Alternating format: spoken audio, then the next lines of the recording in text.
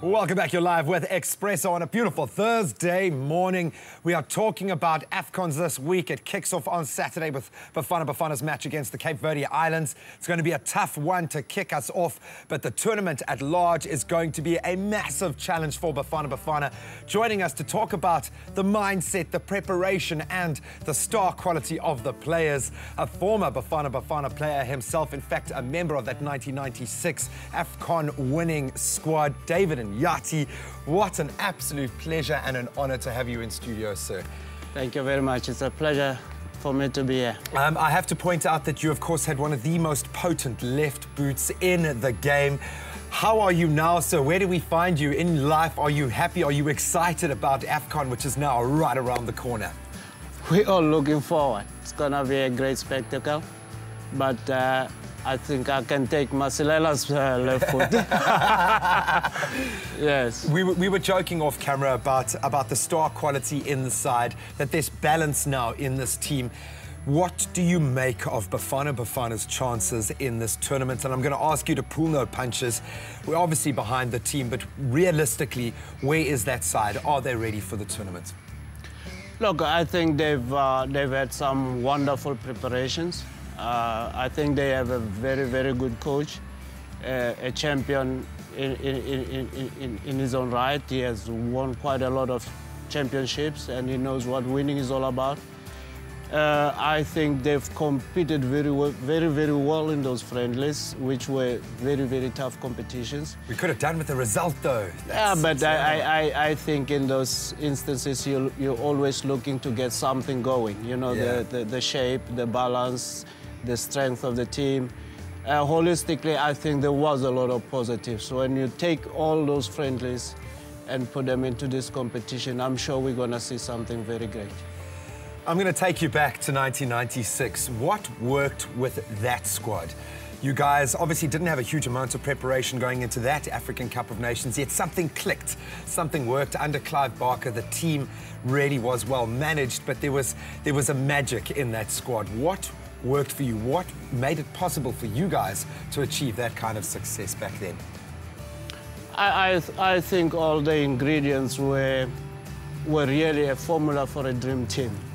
We had a wonderful coach, you had wonderful players, you know, you had individual characters in the team, leaders in the team, and really gifted people. You know, we were all wonderful together. But that dream team, it's been 12 years now, 12 years or 14 years. I think we need another dream team, and this one looks like it's cooking. For me, one of the most exciting players that I think I've encountered in my career as a journalist, Serero started out here in South Africa, went abroad, has been a success. For me, a lot rests on his young shoulders. Who are the stars in this side that are in the ascendancy? Who do we need to be watching in this Bafana squad? Who do you think is going to light it up? Look, we have quite a lot of players, I think, in this group that are wonderful to watch. I mean, from the strike force, I think Parker is doing well. I think Pella is also getting into form and consistency now. You have Serero, obviously. You have Chabalala, Letsolonyane, Sangweni. I mean, you name all these players, Masilela, Gaka, they're all wonderful players to watch. And I think, yes, they need to come to the plate, and I think they will make a very, very huge impression. And a lot of those names you mentioned are players that are now based overseas. We are starting to crack that formula now, where our young players are getting a chance at the big leagues, and it's got to show on the Bafana field. We've got to see that talent translating into the national team. The good thing, I think, we have also Gordon is a champion. He's very, very knowledgeable. He knows what it takes to win championships, and I think he will bring the players to that energy, that level, that mentality, that attitude of you know, playing to win. And I think he knows that. He's been preparing, looking at what will work for him, and I think he come to a point where he feels comfortable with what he has put together. Yeah, and he seems to be unaffected by the press as well, which is an important thing, certainly for a Bafana coach. Let's look at our opposition. I think Ivory Coast seem to be emerging as front runners, as favourites, but in your mind, who do you see as the big title contenders of this year's AFCON? Everybody is a title contender.